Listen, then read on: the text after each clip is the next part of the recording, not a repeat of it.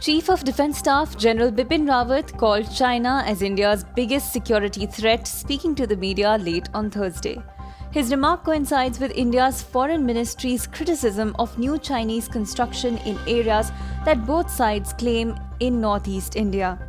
Tens of thousands of troops and weaponry that New Delhi rushed to secure the line of actual control between India and China will remain there for a long time.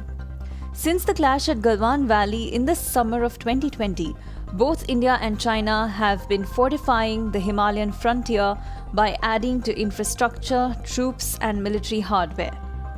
General Rawat said lack of trust and growing suspicion are stalling efforts at resolving the border dispute. The Chinese are building villages, possibly for belaying and locating their civilians or for the military in the future, all along the LAC, particularly after the recent face-offs that we've had, General Rawat said. He asserted that India is prepared for any misadventure along the border or at sea. He also said that the Taliban seizing power in Afghanistan was also a concern, as the threat of arms supply to terror groups in the valley was real, even though vigilance has been increased.